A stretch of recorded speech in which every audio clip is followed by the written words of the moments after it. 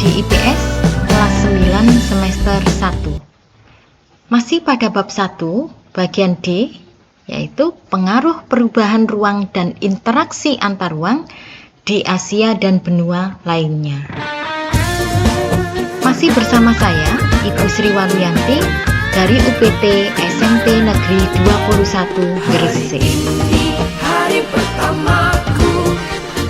Tujuan pembelajaran kita kali ini adalah kalian nanti diharapkan mampu menjelaskan pengaruh perubahan ruang dan interaksi antar ruang terhadap keberlangsungan kehidupan ekonomi, sosial, budaya, politik, dan pendidikan di Asia dan benua lainnya.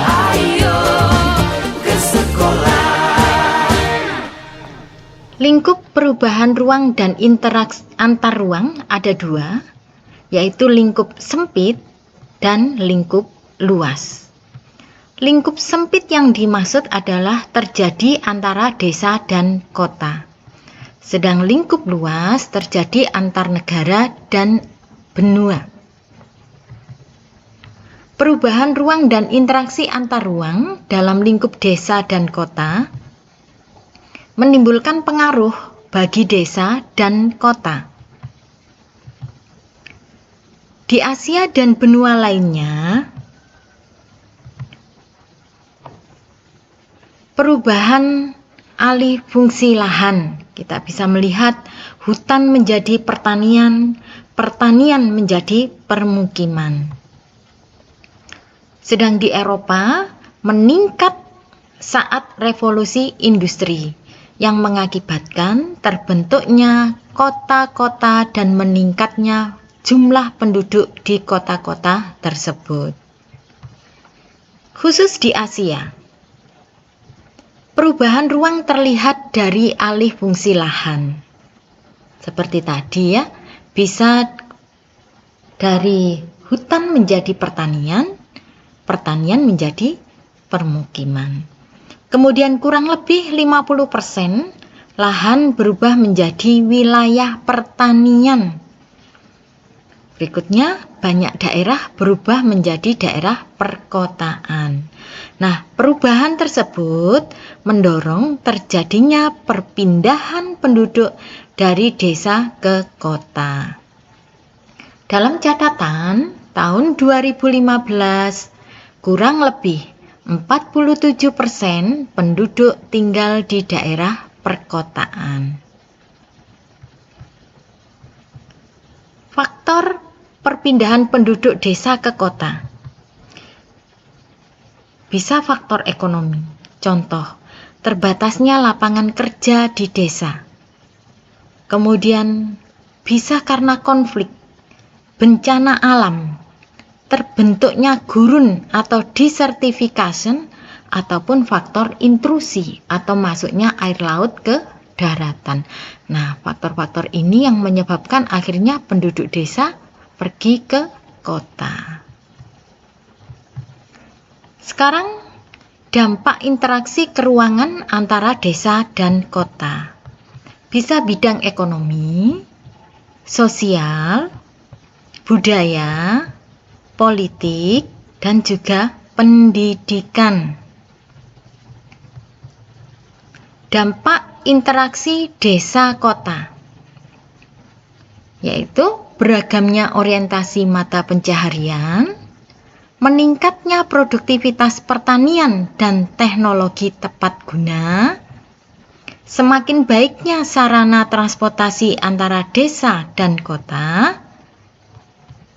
Budaya kota biasanya masuk ke desa, berkembangnya media massa, dan makin banyaknya guru dan sekolah yang dibangun di desa. Bagi kota, desa memiliki peran yang sangat penting. Pengaruhnya bisa bidang ekonomi, sosial, budaya, dan politik. Pengaruh desa ke kota. Secara ekonomi, kota memperoleh sumber daya dari desa, baik itu sumber daya manusia dan sumber daya alam. Kemudian penduduk yang bekerja di kota tidak semuanya sukses, sehingga sebagian menimbulkan kemiskinan. Bisa kita lihat dari perumahan-perumahan kumuh yang ada di kota. Kemudian kota dihuni penduduk pendatang dari desa yang sebagian masih mempertahankan budaya atau cara hidup di desa. Sekarang pengaruh interaksi keruangan antar negara, antar benua. Bisa pengaruh terhadap kehidupan ekonomi, sosial, budaya, politik, dan juga pendidikan. Contoh pengaruh dalam bidang ekonomi. 1. Mendukung pertumbuhan ekonomi. 2. Daya saing ekonomi meningkat. 3. Investasi makin terbuka. 4. Kualitas produksi meningkat. Dan 5. Devisa yang masuk ke dalam negara meningkat. Sekarang contoh sosial. Seperti kita tahu bahwa kemajuan teknologi komunikasi mampu mendukung interaksi budaya secara tidak langsung. Tidak hanya desa ke kota, tetapi juga antar negara, antar benua. Salah satu contohnya adalah wisatawan dari mancanegara. Banyak wisatawan luar negeri datang ke Indonesia. Begitu juga sebaliknya, dari Indonesia datang ke luar negeri. Berikutnya adalah pengaruh perubahan dan interaksi ruang antar negara terhadap kehidupan budaya. Pengaruh budaya barat, contoh cara berpakaian, masakannya, pergaulannya, dan lain-lain. Nah, sehingga budaya asli itu sebagai kebanggaan suatu negara. Berikutnya bidang politik. Potensi saling mempengaruhi. Tingkat kepercayaan antar negara semakin baik, menghilangkan kesenjangan negara maju dan negara berkembang, dan memicu konflik di perbatasan. Potensi saling mempengaruhi, contoh pertikaian antara Israel dan Palestina, menyebabkan Indonesia mendukung perjuangan Palestina dan tidak melakukan hubungan diplomatik dengan Israel.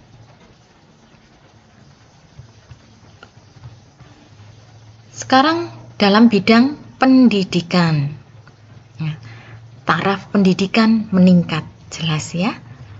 Kemudian pertukaran antar pelajar dari Indonesia ke luar negeri, yang luar negeri datang ke Indonesia.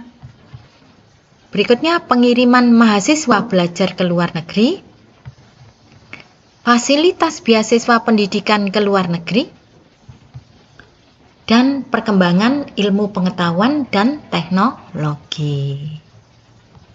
Nah, itu tadi anak-anak materi kita hari ini, yaitu pengaruh perubahan ruang dan interaksi antar ruang di Asia dan benua lainnya. Saya harap kalian paham dan bisa pada materi ini kalian bisa mengambil manfaatnya. Terima kasih atas perhatiannya dan saya akhiri. Wassalamualaikum warahmatullahi wabarakatuh.